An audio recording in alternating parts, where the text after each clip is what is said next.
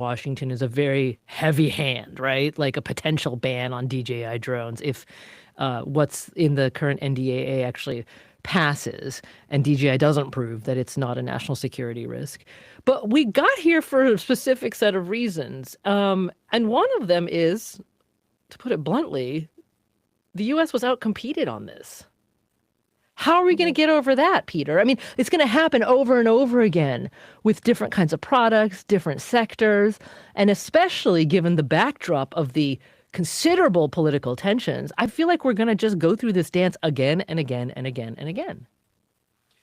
Yeah, so I agree with you that this issue we are facing today with DJI drones that we faced, 5-8 years ago with Huawei telecommunications network infrastructure is indicative of a broader challenge we face where, China has over the last 5-8 years, 10 years, not only been successful at kind of manufacturing products on behalf of American companies, sort of the laptops and phones we buy from U.S. Companies, but actually building up its own national technological companies. And I absolutely agree we are going to face this issue across a range of different products. And we're going to need to see some strategic investments on the part of the U.S. and our allies to help rebuild our own industrial base and building savvy tech hardware. We have a great tech sector building software, and I think American companies are going to need to get back into the hardware business. And I personally think what that is going to mean is that over a couple of years, in addition to kind of a focus out of the regulators and that kind of thing, we are going to need to see some policy support, frankly, probably sort of the way we have on semiconductors over the last couple of years, where there's been a big, kind of effort by the U.S. to help get us back in the game of building computer chips. We're actually going to need to broaden that out into microelectronics a bit more generally. Well, Peter Harrell, non-resident fellow at the Carnegie Endowment for International Peace's American Statecraft Program, thank you so much for joining us today. Thank you. And Fane Greenwood, research consultant on unmanned aerial vehicles and a contributor to foreign policy and Slate. Fane, it's been terrific to have you. Thank you so much. I'm Meghna Chakrabarty. This is On Point.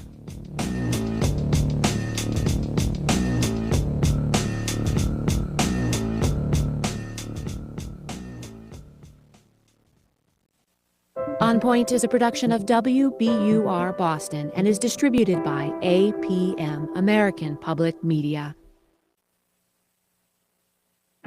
Support for On Point comes from the listeners of WBUR Boston and from Road Scholar, celebrating 50 years of transformative learning adventures for adults in over 100 countries. Learn more at roadscholar.org/explore.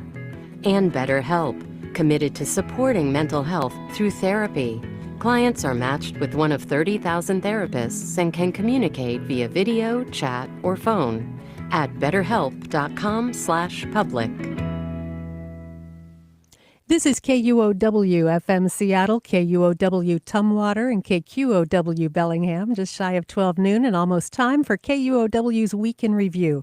Here's your host, Bill Radke, to give you a glimpse of what's ahead. Yeah, here's what's coming up. It's been a busy week, and we had, for example, Seattle voters passing the funding for something called social housing. So it seems like it'd be good to know what social housing is and how it'll work, pros and cons.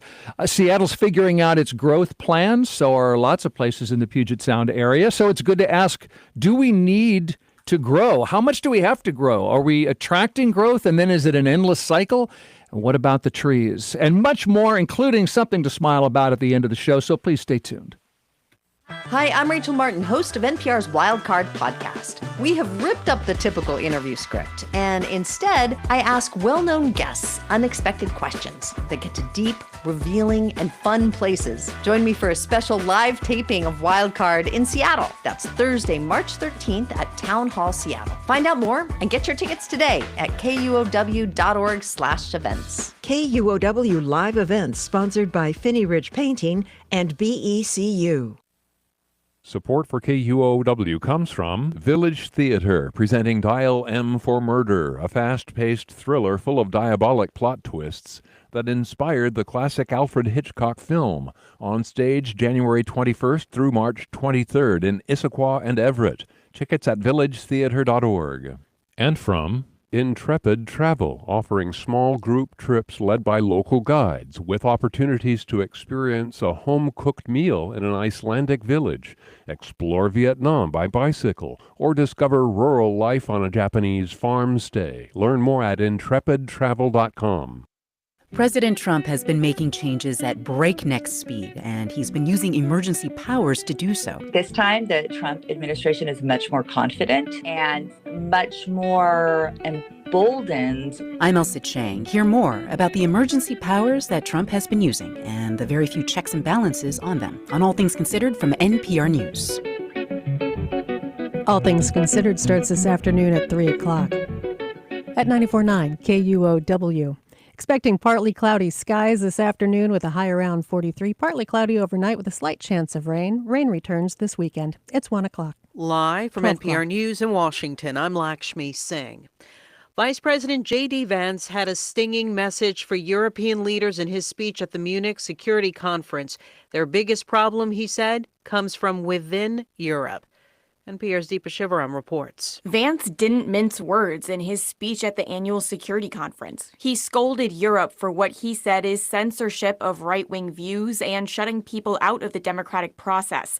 He also downplayed interference from Russia in democratic elections. If your democracy can be destroyed with a few $100,000 of digital advertising from a foreign country, then it wasn't very strong to begin with. Vance also met with Ukrainian President Volodymyr Zelensky at the conference.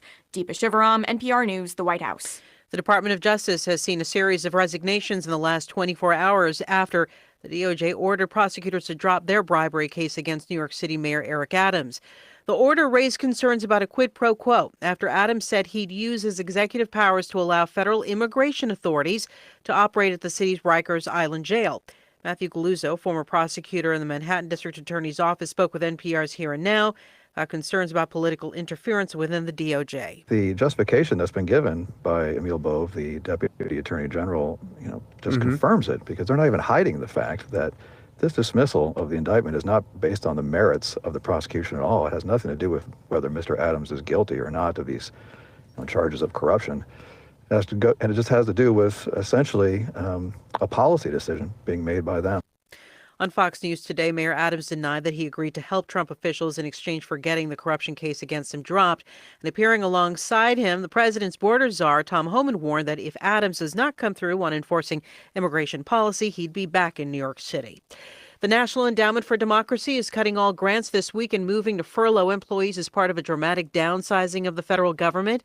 The congressionally funded pro-democracy group underpins much of the U.S.'s support for nonprofits, media groups, and dissident organizations, including for China and Iran, which NPR's Emily Fang now reports are now halting their work. The endowment, or NED for short, is unpopular among autocrats who accuse it of being a tool for regime change.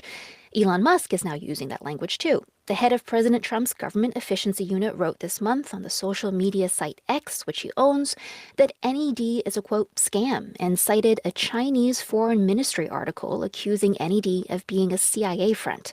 And this week, 2 people at NED told NPR that the organization suddenly can no longer access its funds. It's had to send emails to grantees that they should stop incurring expenses. That has devastated many pro-democracy organizations because they say very few people fund their often quite dangerous work. Emily Fang, NPR News. This is NPR. In Los Angeles, the city is recovering today after a winter storm system dropped as much as 5 inches of rain. Among the areas hardest hit, Pacific Palisades and Altadena, still recovering from last month's wildfires. Steve Futterman has the latest. There were some close calls. An LA County fire employee had his SUV pushed into the Pacific Ocean by a mudslide. He was rescued. All day long, people were on alert. Ariel Cohn of the National Weather Service. There will be the potential for very severe debris flows to occur. At times, there were torrential rains. Streets were flooded. Cars were trapped by mud and had to be abandoned. Some homes and businesses sustained damage. But for the most part, the big fears of massive and deadly debris flows didn't happen. The Southern California area is not home free yet. The mountains and foothills in affected fire areas remain saturated, and there is still the potential for mudslides. For NPR News, I'm Steve Futterman in Los Angeles. Nevada is suspending a cage-free egg law in light of the soaring price of eggs in that state and across the United States. Nationwide, consumers have been seeing record high prices from a shortage tied to a nationwide bird flu outbreak. Since the onset of the H5N1 virus in recent years, tens of millions of birds have been euthanized, including egg-laying chickens.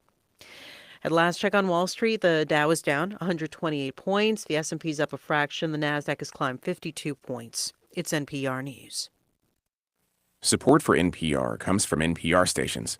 Other contributors include Subaru, who, along with its retailers, is partnering with Operation Warm to provide more than 130,000 children in need with brand new necessities like coats, shoes, and socks.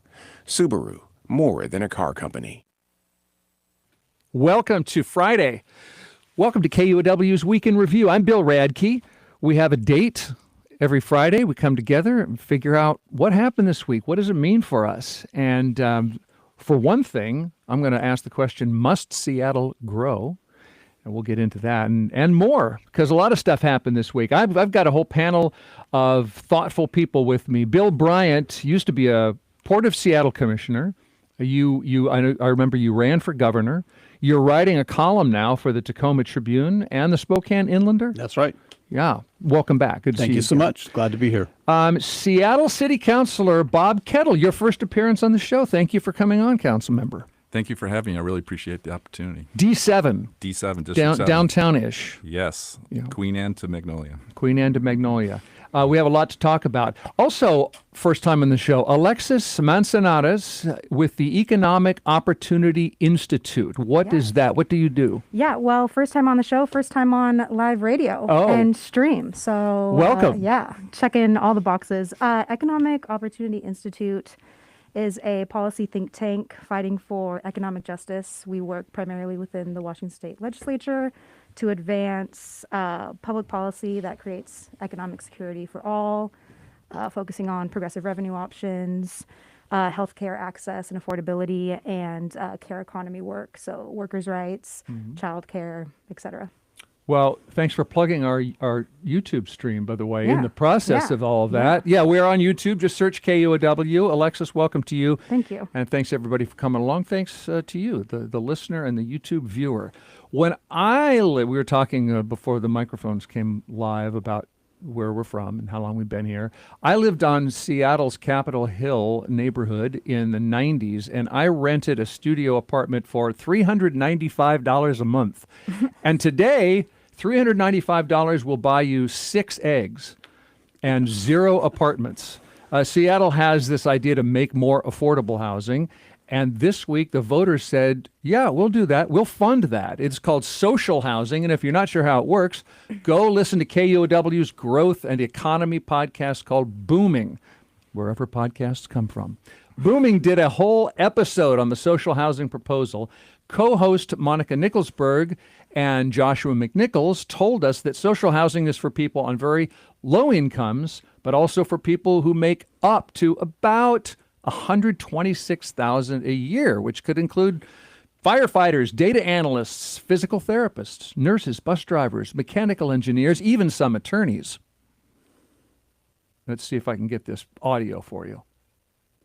I'm still kind of having a hard time wrapping my head around the fact that a lawyer might qualify for affordable housing. I mean, doesn't that just take affordable housing away from people who need it more? Well, maybe not all lawyers, maybe it's more public defenders, okay. But the people who are earning the most and living in a building like this are going to get the least subsidy. They're going to get the least help with their rents. In fact, some of these units might be closer to market rate. Renters will pay no more than 30% of their income in rent, paid for by a new tax on Seattle companies that pay multi-million-dollar salaries. Did I capture it, Councilmember Bob Kettle? And are there any pros and cons to this? Yes, you did. And, we really need to be working the social housing piece. We need to be working all these elements that goes to the housing questions we had. But related to this really came down to a question of how it's being done. And as you know, the City Council came up with 1B, and it's really regarding the governance piece of this question regarding social housing. 1B would not have included a new tax, among other things. Yes. Yeah. It would, but that failed. So it's 1A passed, and so 1A. social housing is the plan. Yes. Alexis, do you know about this? I do. I've been following this since it was first put on the February ballot 2 years ago now, right? First of all, huge nod to all the organizers who worked tirelessly for years. Twice this measure and now funding measure was put on a February ballot with historically low turnout. Twice voters came out in support of it resoundingly, first with a 14-point win, now up to 20 points for Prop 1A. So I think, well, what I see is Seattle voters are seeing we're in a housing crisis, and they're taking action. They want new alternatives. I have friends in group chats that are saying, I don't really know about social housing, but we have to try something, so I'm voting for it. And we have to try something. 1B was not a good alternative, and I think Seattle noticed that and showed up accordingly. You're not in Seattle, Bill Bryant. No, I'm not. Well, I am and I'm not, but yeah. You are right now. I am right now. As I can see you. But do you have any, I have more Seattle questions, but do you have any take on this before we... Yeah, I think it's wrong when we frame the question to voters, do you want social housing or not? Because we know housing is the cost of housing is a serious problem in Seattle. And unless we address it, we're going to have increased income inequality in the city, and that's not good for a community. It's not healthy. So it's not the question, do you want social housing? The question is, how are you going to pay for it? And how is it going to be governed? That's what they decided this week. Well, I don't know. I think voters just voted they wanted something done. But we'd already voted for social housing. If it is a top priority, and it should be, then you fund it from existing revenues. Seattle keeps saying, well, this is a priority, so we have to have a new tax. No, you need to look at your budget and say, okay, we're going to fund the priorities first, and some of this other stuff that we passed in the 80s and the 90s and the aughts, well, maybe we got to reevaluate whether that's something we want to continue to fund in light of the fact that we have a housing crisis. Is there something you want Councilmember Kettle to cut? He's sitting next to you. Well, council's already stripping Jumpstart, which was primarily made up to fund affordable housing. This is a tax that the city is, I know some people call it rating, whatever you want to talk, they're using that money for purposes besides just affordable housing and Green New Deal as when it was passed. Yeah, but primarily, Jumpstart was going to be revenue for affordable housing. Yeah. That's getting stripped by the millions. Washington ranks 49th out of 50 for the nation's most progressive tax code. We need new revenue streams. We need new housing. I think we need accountability. You've got a lot of revenue in this state. What we don't have is accountability. We just passed a huge tax increase, and we don't have any understanding on how it's going to be spent or the performance measures we're trying to obtain. So we don't even know after spending it all whether we've succeeded or not. What we need is a plan, Bill, really. And taking what you both said, during the budget process, I introduced and we passed as a statement of legislative interest a Seattle Housing Investment Plan. To Bill's point, we need to understand the various revenues points. The MHA, the Mandatory Housing Affordability, MFTE, multifamily tax exemption. We have the levy, the housing levy. We have Jumpstart, which still pays for housing, and we have all these different pieces. Now we've added social housing. We needed to bring a review of this plus what we're trying to do, and I really like to have OH, Office of Housing, kind of do what SDOT does with the transportation plan. But everything out there in terms of the revenue, okay, here's our plan with the various AMIs, the different, low income, the social housing, bring all these pieces together and then consciously look at them and say, okay, this is going to be our path forward. Because what's happening is we have a scattershot approach. Out of nowhere comes MHA. Okay, then we have Jumpstart, and then we have the housing levy. Now we have this social housing levy. We need to have some coherence.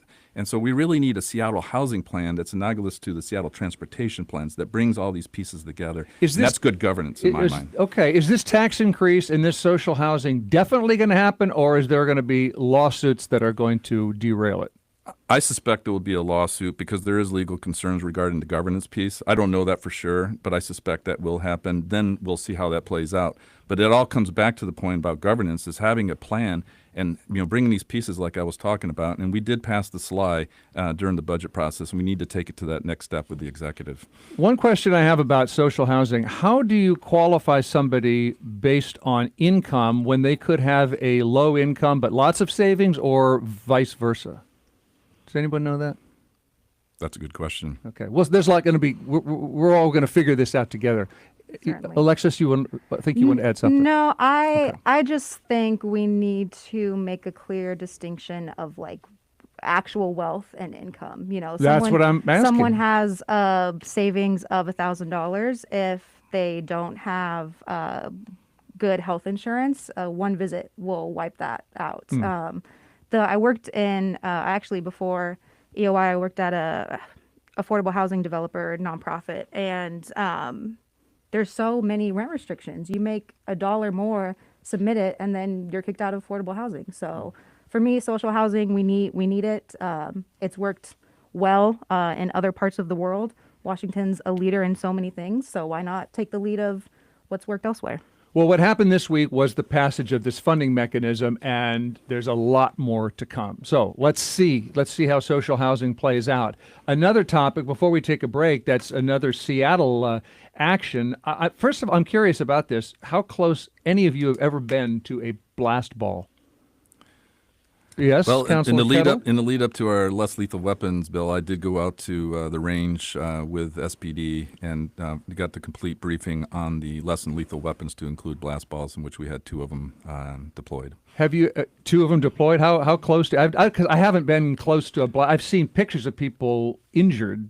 Well, standing not too far from the officer that was deploying them, and then they tossed them underhand to a distance not that far away, because that's the intended use. So relatively close. So that's been my exposure. Well, tear gas, pepper spray. Did you any other experience? I've been on the protesting side of the police for this. Not at any point where these things were deployed, but some dear friends who were here during the 2020 demonstrations for racial justice have been on the receiving end of this, and it is still very harmful and still very dangerous. And I guess more on this soon. Yeah, well, let's talk about this. I have now. I've seen video of, which is selective by itself, but I've seen videos of those Seattle protests, especially the 2020 era, where to me it looked like police were throwing and spraying. I can't say indiscriminately, because they might have made some judgments, and I wasn't there. But I saw apparently non-threatening, non-violent people getting hit. Let me play a little piece of audio from the co-chair of the Seattle Community Police Commission, the citizen group that advises the city on policing. Blast balls are inherently unpredictable, and several times the blast balls caused great harm to individuals. And that's why we want a rule that requires that they be thrown away from people, not just in space, but at a minimum distance away from people. On the other hand, do you want police using more lethal weapons or less lethal weapons? Okay, so I'm going to get to all of you, but the deal is a previous city council had restricted or tried to restrict police use of these weapons. This week, the current city council allowed police to use them for crowd control under certain circumstances. And Bob Kettle, was this your legislation? Yes, we worked with the executive on this, and yes, I was the sponsor of this legislation. So when could police use these so-called less lethal weapons? Well, one thing should be noted, that there's been a lot of reform, with the consent decree in general. The consent decree is the government, the federal government, overseeing Seattle practices because of a history of abuses. Exactly. And then on top of that, since 2020, and there was protests before, May Day, all these different protests. So there was definitely areas for lessons learned. And they've brought that into what we call the CMIC, and it's basically stepping through the phases where we have protests and, going through the steps. And then we have new technology today with communications technology, the ability to communicate with the protesters and highlight that we may have counter-protesters or malign actors. What's the new technology to communicate with protesters? The communication pieces, the ability to basically project the officer's voice, the incident commander's voice, and to be able to say, it's for basically raising situation awareness for everybody involved. Sounds like a bullhorn. Essentially. A modern version, better version. Okay. Yes, that's the thought. And so you go through this, and we also have like our POET team, which is a new entity within the police department, the public order engagement team. It's to engage early on, and basically you step through these pieces, and then you will get to the what could be a riot, and obviously this comes up to the chief of police, and because of the legislation, both CS tear gas and blast balls will need a mayoral proclamation. So Mayor Harrell would have to basically give this preemptive approval, and then the chief of police working with the incident commanders in terms of the operational deployment of them. And my understanding is this is if there has to be an imminent risk, at least according to I don't know if it's the police chief or the police, police officers underneath that, imminent risk of physical injury or significant property damage. But couldn't any officer think there's imminent risk to either a person or a thing? Yes, certainly. Lots of thoughts on this, so I'm going to try to respect the roundtable and everybody's time. Thank you. First, I think, Bill, not to do your job for you, there's some context missing. Okay. Nothing SPD has done since 2020 has led people, including myself, to believe that they can be trusted with these weapons, or with these weapons, no matter what safeguards are in place. I did not watch Tuesday's hearing, but I do know that council rejected additional amendments that would have placed further guardrails on SPD's use of less lethal weapons. And also, just with my knowledge of the situation, this bill retroactively authorizes a set of policies that SPD has been using without official approval since 2023. So why would they, if before they didn't follow the law, decide to follow the law now when we know that SPD uses excessive force? We know that they've had the largest contingent of officers storming the Capitol on January 6th. And we know that they make judgment calls that are not valid. Okay, the question there was why can we trust police to use these? This is not a situation where a single officer is making a decision on whether to use blast balls or tear gas. That's not what we're talking about here. It's not up to a single officer. And we're not talking about an officer deciding whether to use these two instruments. I was asking whether officers when you have a filter that peaceful request demonstration up to their police chief, they to the would mayor. have to funnel up to the police chief and the mayor. We're talking about a situation where it's so out of hand or about to get out of hand that the mayor and the police chief have authorized the use of these two non-lethal weapons in order to contain a crowd. This is probably at the point where we're starting to set cars on fire and bash windows. Well, when you get into that point, you need to begin that's a good to control question. the situation. Is it when a car is on fire, or a moment ago you said it's when when the something is mayor about says that there's an imminent danger? Yes, with imminent that, danger. And Okay, that's when what I'm the asking. mayor makes that decision. Yeah. And that's so, when we're probably moving towards unruly, uncontrollable crowds, bashing windows, setting cars on fire. Okay. You've got to give people the instruments they need to control that crowd. That my is question basic is, public safety. Okay, that's good. So were you content with how the SPD used those less lethal weapons in the past? If you were, that's what I'm asking. If you were not, Alexis's question is, why would it be any different now? Well, could go to that? Yeah. And we have to think about the consent decree, too. We've had a dozen plus years of reform that really made changes. So that's kind of like the backdrop that we've had. And then we talk about this specific process. But the other thing is, too, is that we've had a massive turnover of the Seattle Police Department. And we're bringing on all these new officers, younger, current generation. And I go and meet with them on a regular basis with the Before the Badge program. Usually 15 people at a time, a great cross-section of, people, backgrounds, races, and the like. Not as many women as we'd like as part of the 30 by 30. But these young people are coming in with the idea of service.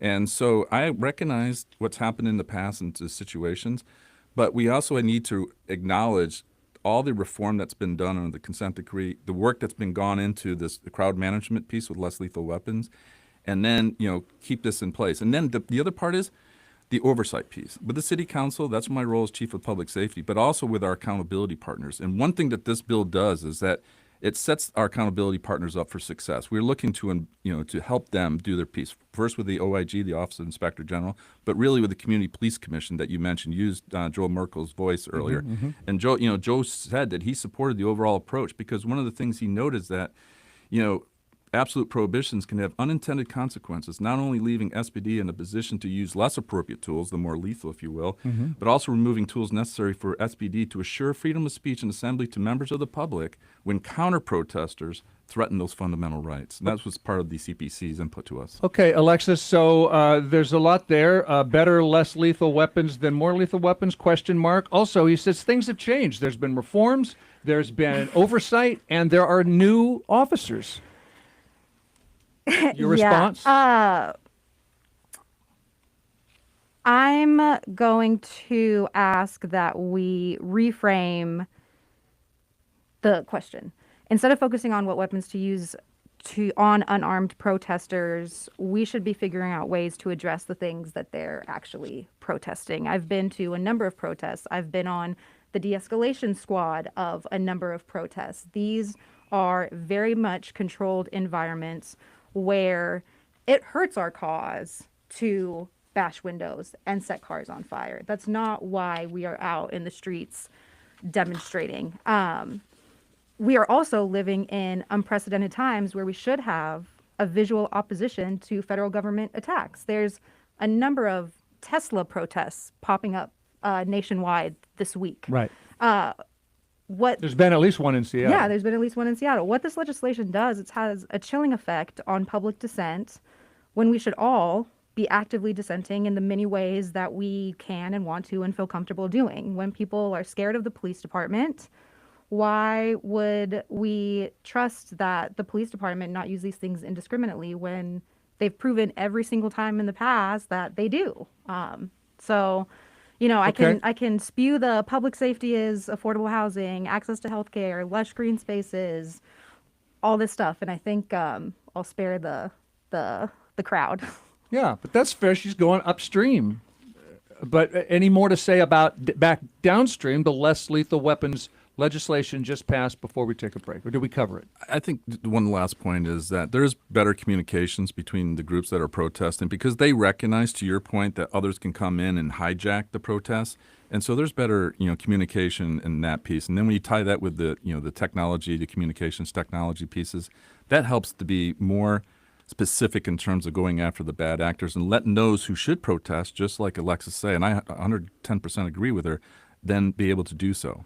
Okay, we're going to take a break. We've been talking about the passage this week of an authorization, I guess a system in place for the authorization of less lethal weapon use by the Seattle Police Department. And you heard from the author, I guess you call it, of the legislation. The sponsor, yes. Sponsor, Seattle Councilmember Bob Kettle, D7 right there. We're also talking with former Port of Seattle Commissioner Bill Bryant and the Economic Opportunity Institute's Alexis Mansanarez. And I'm Bill Radke, and we'll take a break. You can watch us on YouTube. In either case, come back and keep listening to Week in Review.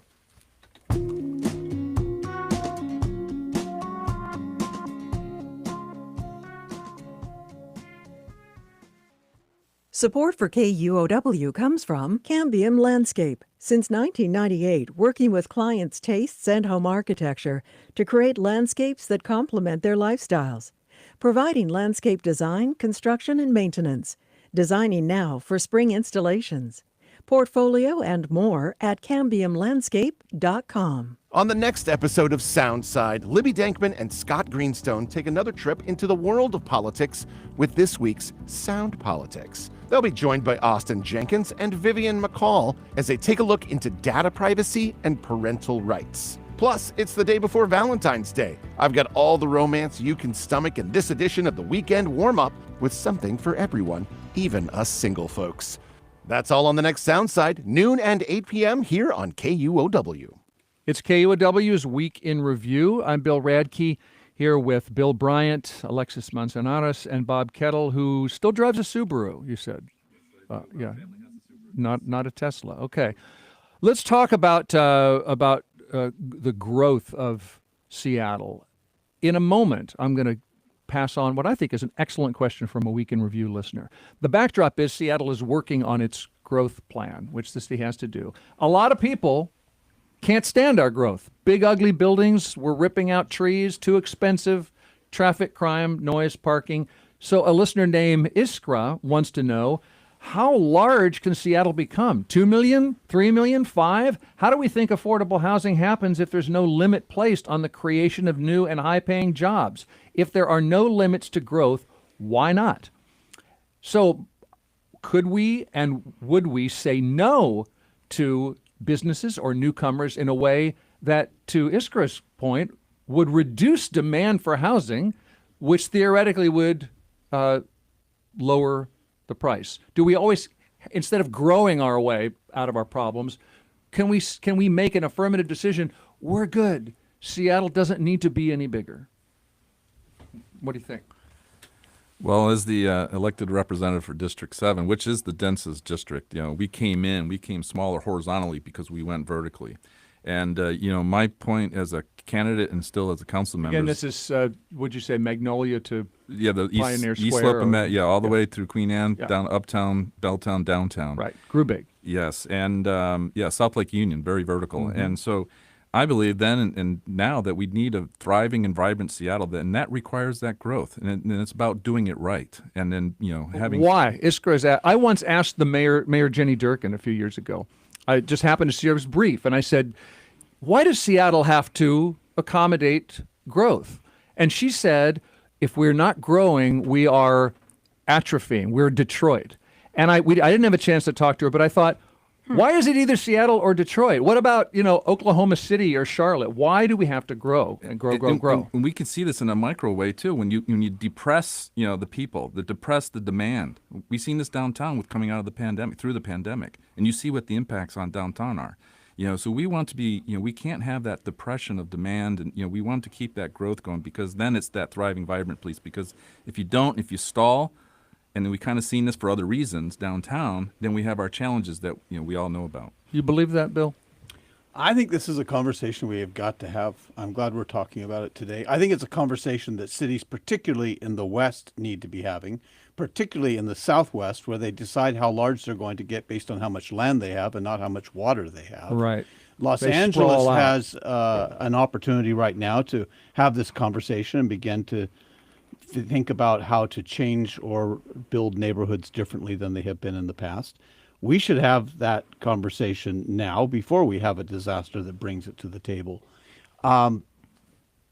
It involves a lot of trade-offs. If we say we're going to just stay the size that we are, then basically we're not going to increase the housing inventory in the city, which could then actually drive up the price of housing, not drive it down, as people want to move into the city and there's limited supply. She's asking, is it a way to keep people out and not, for example, well, you can't build a wall. Remember when Amazon was looking for Some people want to expand? Well, some cities said, we don't want Amazon here. Look what happened to Seattle.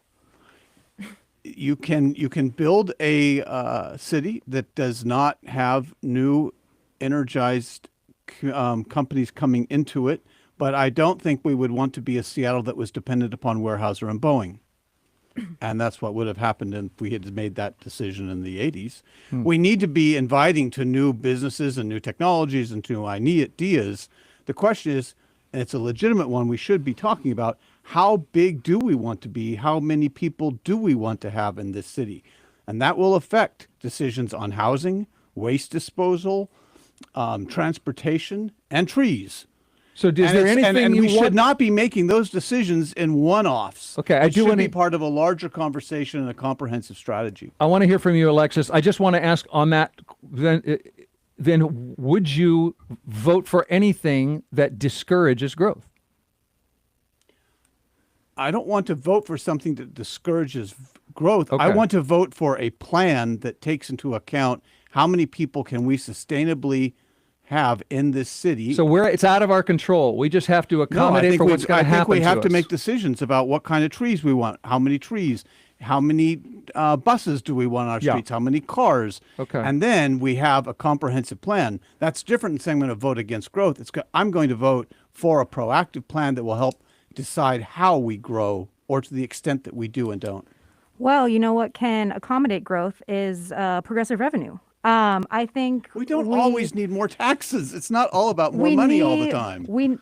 We are facing an astronomical revenue shortfall at the state legislature. We are not. Yes, we are. No, we are and not. It's like we, 2 or 3 billion. Okay, go let ahead. her finish. Programs and services that are essential for communities are effectively going to be cut. I don't think, we can't say no cuts because that's not realistic. Seattle's going to grow. Washington's going to grow. We're in the middle of a climate catastrophe where Washington is going to be one of maybe the safest places, the only safe place, who knows, for folks to come as climate change worsens. Tech is booming and will continue to boom. Growth is not going to stop. We need to be able to handle it better by making sure that we can provide ample amounts of housing, affordable housing, well-funded public transportation, well-funded programs and services, lush green spaces and third spaces and parks. And we can do that by taxing the ultra-wealthy who currently don't pay their fair share. This is Councilmember Kettle. Yes, I disagree. I understand all the different pieces. And one point I should say overall is that we say, we have a choice in this. We don't have a choice in this because this is in response to state law, for example, or the Puget Sound Regional Council. Our growth targets are basically given to us. So that's one thing that we should note. The state has outlawed single-family only zoning. Exactly. Yes, with House Bill 1110. And so that's coming through the comprehensive plans process. So this idea that we can just sit here and do nothing is false in a sense. Basic sense, because we're mandated by law to grow, and we will grow as base state law. And then we have our targets, which is Puget Sound Regional Council and others that we have to make. And the one plan now is a little bit is beyond that. Of course, not as much as others would like. And the other thing too about this too, and I remember having conversations with Bill Stafford, who was a former leading member of the administration, like a deputy mayor, a decade and a half, 2 decades ago. And it was always like sitting in a class with him. And he was talking about the mobility of people. We're Americans. We have the mobility. So this growth is, people can move, and if we don't do a job. If you can afford to land someplace, it's hard to move these Or days. people can move away, Yeah. We remember the Boeing bust and, all those days too. So, it comes down to good governance. It's about doing those things that Alexis is talking about in terms of, creating that 15-minute city, having good parks. I'm working on parks all the time, being smart and working good transportation pieces. To back Bill, though, I will say, hey, what are our current revenue pieces? What are we doing? Are we smart with our money? Can we save here and there? And then we can look at additional revenue pieces that can augment and then, help us gain those goals that are, again, a lot of times driven from outside.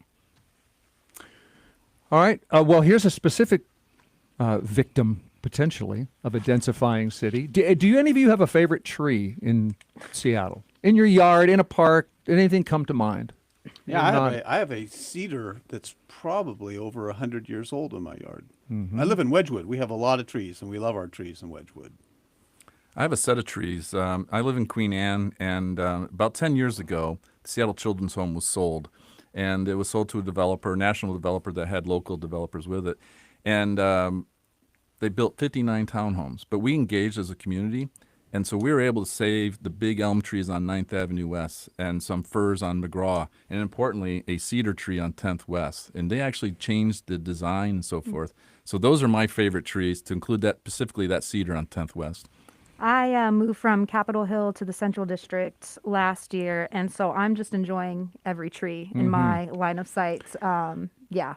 Well, I love trees. Seattle, I think it's not easy to find agreement, but I think almost everyone appreciates trees on some level. The Seattle government wants to, as we keep saying, develop more homes. That can mean fewer trees. There was a 2009 goal in the city, stated goal of a 30% increase in tree canopy. And we spoke with an Investigate West reporter about this. Robert McClure said that from 2016 to 2021, we didn't gain, we lost tree canopy, an area the size of Green Lake. In 2023, the city passed a tree ordinance to protect trees, and Mayor Harrell said it would protect 100,000 trees. Well, it's not really protecting as many trees as it claims, according to that Investigate West reporter. Robert McClure told KUOW that the city, the SDCI, Seattle Department of Construction and Inspections, has this map showing trees that are supposedly protected. Well, a member of the advocacy group Tree Action Seattle looked at the map and noticed this property down the street from him had about a dozen trees that the city says are being protected. And he thought, I know that property. I haven't seen any construction there. So he stopped by, and the homeowner said, yeah, it's kind of strange. We just applied to do a kitchen remodel. The neighbors told him that there was this curious requirement that they go out and inventory their trees before they did their kitchen remodel. Eventually, it became apparent that SDCI, when they issued any kind of permit, if trees were not taken down, they were protected. That seems to be what's going on. So this group, Tree Action Seattle, looked into 300 of the approximately 900 trees listed as protected and found that only 3% in their sample had actually been threatened and protected under this tree ordinance. Now, they're an advocacy group, and Robert McClure hasn't verified their numbers.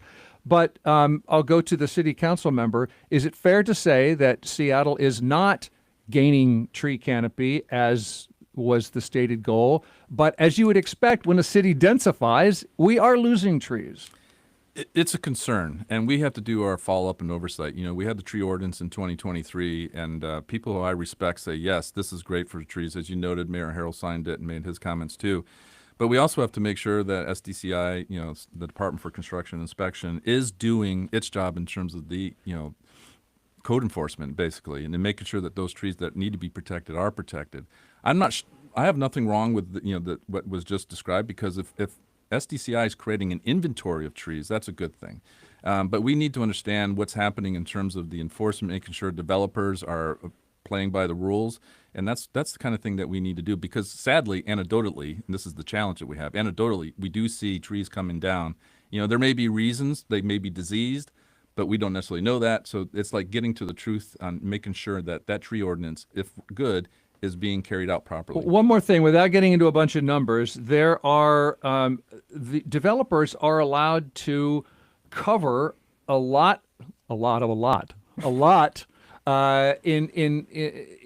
to great measure and remove trees to do it. Are you happy with the city's restrictions on taking out trees? That's a concern. Like, you know, coming off for the lot, like the setbacks, and then off the boundary lines of the lot, we need to have those areas protected. And this goes into we have a lot of different laws, you know, related to, you know, minimum wage and everything else. And one of these things is we have to have some time to see, hey, what is the effect? And I think at this point we can look at the tree ordinance and say, hey, is it accomplishing its goals? And that's something that the council should be looking at. Trees are quite the controversial topic. When I was running Teresa Mosqueda's campaign for King County Council, there was a lot of voters who brought up the tree votes that Seattle City Council had. So this has been on people's minds for a long while. What should our listeners know? Well, I think that, again, asking that we reframe and think bigger. The choice between trees and housing, in my opinion, is a false dichotomy. We need more trees. We need to protect our tree canopy, and we need more housing. I also think there are two issues. How would you do all that? Well, you know, let's discuss it. Let's talk about it. The McGraw Square Project. Yeah, I think, you know, we see NIMBYs who don't want denser housing use trees as a cover. I think there's people that come to this argument or this issue in bad faith, and those folks can be recognized pretty easily, in my opinion. And then there's others who, in good faith, want to keep the big, beautiful trees in our neighborhoods and also, you know, create denser housing. So I think we just need to make sure we're looking at the issue at hand and not giving in to folks who use trees as a cover against denser housing or upzoning or what have you. You can have both. You can. I mean, I'm actually building a house in Edmonds right now on a city. It's not a big lot, just a city lot. And there are no trees on this lot. And I have to plant 3 native trees in order to get my building permit. So there will be 3 trees on that lot where there are none right now. Does that happen in Seattle? I don't know. Do we and should we require homeowners to add trees? Well, we do have, citywide, we do have the replacement policy, very similar 3-to-1. In terms of details, residential versus landowners, I should say, not just homeowners. But landowners. But, you know, part of this, too, is that we need a comprehensive effort. Like SDOT is going to be huge in this in terms of right-of-ways. We should be looking to maximize, as a city, plantings in those areas. Different things like the waterfront park, we're engaging on that and, you know, saying, hey, we got to max out as much as possible. And really, in my mind, the evergreen trees, not just the deciduous trees, but the evergreen trees, which gives us, our uniqueness as a city. And to be frank, Bill, in terms of your line of work, we do need people like Alex Fryer writing an editorial on this topic. He replied earlier this week. I got an email This from is the Seattle Times, in case you didn't Seattle say that, Times, where he came back and and highlighted what he has done in terms of his research on this South Park property, because OPCD, Office of Planning and Community Development, came back and pushed back against his editorial. And then Bill, came to the council on Tuesday and said, no, actually, we have this here, here, and here. So this is about, getting to the truth of the matter. But overall, yes, there's a 3-to-1. Alex was writing about, I think this reporter from Investigate West talked about this. The city's working out this comprehensive plan. My understanding is, and I'm still learning the details of this, that a pattern of zoning that has been prevalent in South Park would be basically exported citywide. And if you've been to South Park, you've seen there just aren't that many trees there, there's another dimension to this discussion, by the way, which is about environmental justice. Environmental justice meaning parts of the city in general that are lower income, that have more non-white people. What do you know? They have less tree canopy, and trees, they help. We've talked about it a little bit. It's aesthetic. It's a climate change effect. It's filtering pollution. Yeah, that's wow. Read my mind. I was going to add a transition that, this also is an environmental justice and racial justice issue. Tree canopies are most lost in dense areas with Black, Brown, Indigenous communities living in them, low-income communities. Areas with more white folks benefit from tree canopy and cooler temps and lush green spaces. So just also another consideration there when we're talking about trees. And so I agree are with we her. letting developers off the hook? I get a lot of emails from tree activists, and they're angry and saying, yes. Yeah, I know a lot of developers, and in my line of work, in terms of all the issues that are coming before the council, and we should keep their feet to the fire as it relates to this topic, and I see that, and I don't think there's anything wrong with that. And a lot of developers will, in different areas, will see the value of having the trees, like the McGraw Square project I was talking about, because it adds to the value of that project and those pieces, like those 59 townhomes and 2 cottages. All those trees were protected. We got the densification, but the value is all those properties are over $1 million. There's no affordability there. But so there's incentive, and we look to maximize that to the best of our abilities. I think is in our favor to do so. Okay, before we take a break, let's talk parking. I asked you if you have a favorite tree in the city. What about a favorite parking space? I mean, for me, there's a spot in Lower Queen Anne that's so beautifully angled. The city of Seattle wants developers to build. Well, developers tend to build more when it's more profitable. And one way to make it more profitable is to not force those developers to build parking garages or parking lots, parking spaces. But a Week in Review listener named Mary writes in, "Hey, Bill, I don't know anyone in any neighborhood in this city impacted by rampant development that does not complain about the lack of required parking. Our neighborhoods are congested and almost in gridlock in places. Better bus and shuttle service would be great, but at the rate the city's going, it does not remove the need for the use of cars, nor will it any time, I suspect. And just because parking options are not built does not mean people will move in without their cars. Developers must be made to provide parking, and maybe that means it cuts into their profits." Anybody disagree with that? Well, maybe not just cuts into their profits, but increases the price of the housing. Right. Yeah. No, I mean, this is not unrelated to trees. We can save our trees, but let's understand that if we do so, we're probably minimizing density in certain communities, and that's going to drive up housing costs.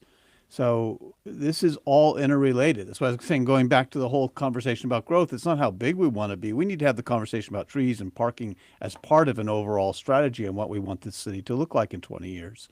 That viewer is absolutely right. If you don't inquire parking, does not mean people won't still go there in their cars, and then they're going to be on the street. And my car has a pod on top, so for gear and camping stuff. And a roof rocket, whatever. So I can't fit in a garage in downtown Seattle. So then I have to drive around looking for a place on the street. So I just avoid going downtown Seattle because parking is such a nightmare if you can't fit into a garage. If you're going then people won't come if parking is restricted. Yes, the big thing here is we can't talk about this in isolation. This goes to public transit. The better public transit that we have, the less of an issue. I had 3 tours in D.C. D.C. with their metro system is great. I studied in London, the Tube. I was assigned to our embassy in Moscow. The Moscow subway system, the metro, is unbelievable. And if you have that kind of public transit, then parking is less of an issue. So this can't be a topic that's looked at in isolation. We have to look at it particularly with respect to public transportation and that's where we need to be moving forward. And we are, but again, don't confuse Seattle's public transportation with like the D.C., London, Moscow examples I was giving. Yeah, right. That's true. Yeah, I mean, when I moved back to Seattle in 2021, I had a very cute old apartment on First Hill. Lots of character is what I call it. Obviously, no parking. Sold my car within the first maybe 2 months of moving back because I was not wanting to deal with parking on First Hill.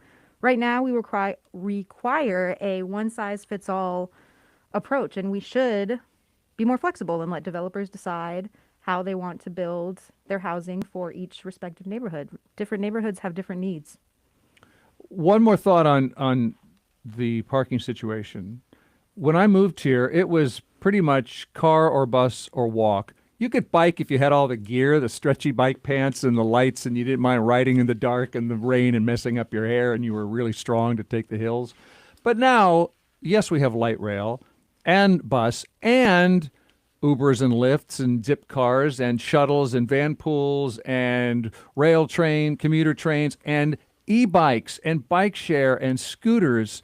So yes, of course, some people can't take advantage of any of those things, but that is a lot smaller number than the number of people who say, I need my car, right?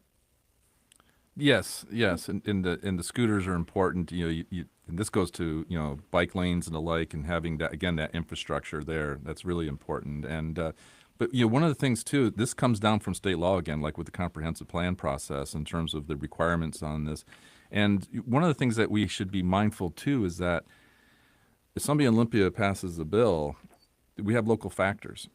So I just put this out there just for consideration. So if you come on a rapid ride and you get off at 15th and Dravis, within a half mile, the walk zone, there's the parking, changes coming in place. But if you get off at 15th and Dravis, 15th West, and you live on 11th, 10th, 9th, that's not a half-mile walk. That's a half-mile climb. Uphill. Yes, uphill. And if you have a family, young kids, or you have a disability or you're elderly. So we should also be mindful of those kind of local impacts and then account for them as well. I'm very much anti-car in my own life, but I do see that there is an accessibility need for cars. We can't get rid of them. They're going to be part of our lives, but I do think decentering them in all aspects of housing development, public transit, safer streets, if we create more robust, well-funded things, then people won't have to rely on cars. People won't have to commute in because they can't afford rents in Seattle. So, it's fine if you're a single person living in Bob's district in South Lake Union, but if you're living a little bit further out of downtown, and say Wedgwood, for example, they say Wedgwood, and you've got 2 kids and a dog, and you need to drop 1 kid off here, then you're picking up something there, and then you got to get out to Issaquah for a soccer game. You're not doing that on an e-bike. Yeah. So you're saying we need I'm more saying than we need zero to cars? understand we're going to have cars in the future of the city. Yeah. So let's not pretend we're not, and Okay. let's figure out how we're going to accommodate them. Let's take a short break, too, while we're doing all those worthy things, because we're going to come right back, see if I can work in a couple of items I haven't gotten a chance to mention that happened this week, and we'll leave you with a smile. Stay tuned.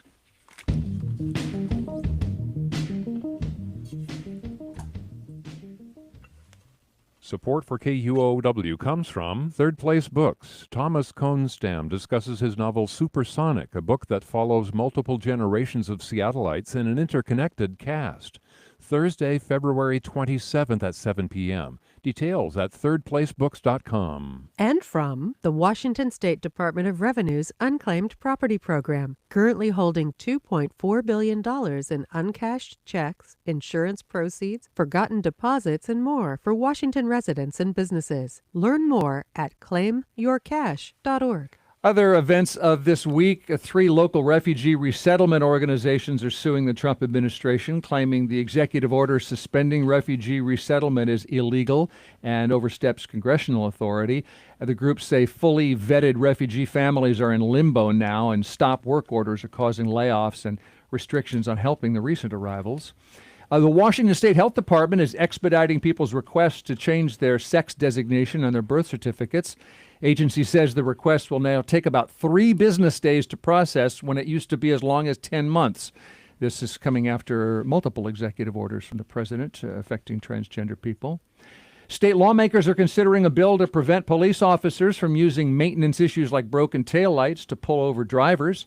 Democratic sponsors say the change would reduce racial profiling, still letting police enforce criminal code violations and serious driving infractions.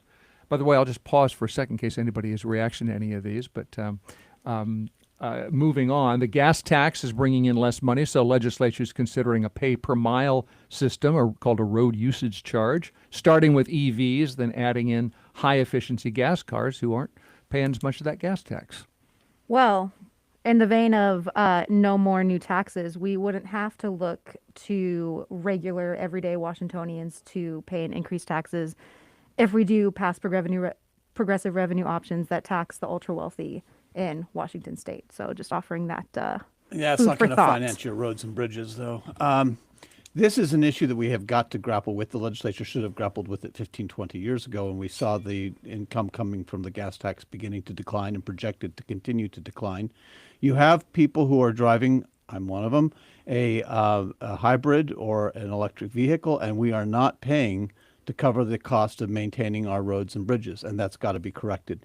The big obstacle that has got to be dealt with before this will be universally accepted is privacy.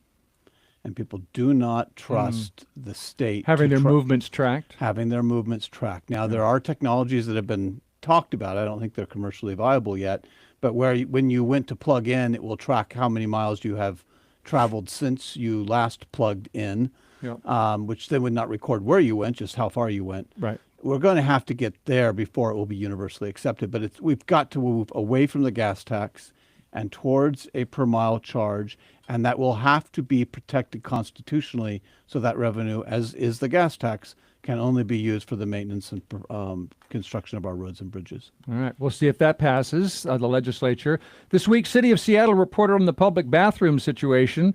KUOW's Casey Martin spoke to a guy in West Seattle, Neil McAdams, who said it's hard to relieve yourself. If you're downtown, there's nowhere to go to the bathroom, especially after 5 because everything closes. McAdams says he plans his trip based on where he knows bathrooms are open. I had a whole P map of where I could go somewhere to go to the bathroom. Yeah, the P map. What if you have little kids like Holly Brown, who carries a little toilet with her? We have also used trees and bushes, big logs. We have peed behind trolls before.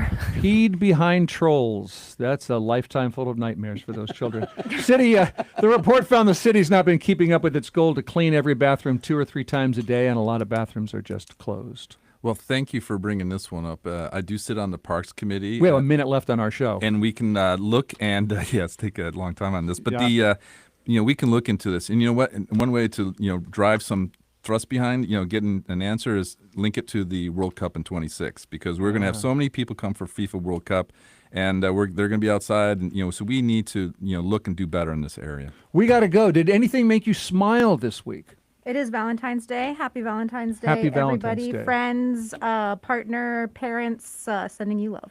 Sending you Dad's love. turning 89 tomorrow, so happy birthday, Dad. Love to your dad. Yeah, for me, my daughter is growing taller, getting almost to the height of her mother, but what makes me smile this week is the fact that we're expanding our link from the waterfront to the city. And I saw the construction. You talked about Jeff Bezos and Bill Gates last week. Yeah. I'd like to give a shout out to Melinda French Gates and Mackenzie Scott, because of what they do with the connector on the waterfront park. That work has started, and I think that is great for what we're doing in terms of connecting our waterfront to our city. I go out of my way to walk on that waterfront every day. Okay, finally, this week a man was charged with assault for pushing 2 teenage hockey referees down on the ice during a 12 and under hockey game at the Kraken Iceplex in Northgate. The dad said he was defending his son from a fight when the refs didn't intervene, and police say there's no evidence of that. In a statement, the Kraken said there is absolutely no place for that behavior in hockey. Kessel is now fighting with Brian Flynn. Goaltender Bernier is out there as well. My goodness, now it's got everybody involved. Glad everybody got involved this week. No place for that. No place for fighting on Week in Review. Thank you, Bill Bryant, former Port of Seattle Commissioner, Tacoma Tribune and Spokane Inlander columnist. Thank you, Seattle City Council member Bob Kettle, D7. Thank you, Alexis Mansanarez, Economic Opportunity Institute. Love to have you this week. Thanks a lot. Thank you. See you soon. Thank you.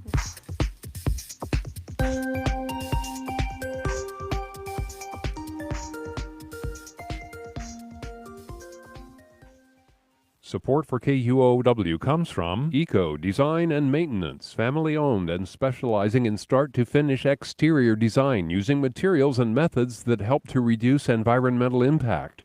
From landscapes to hardscaping, outdoor spaces designed to be functional and long-lasting. More at eco-seattle.com.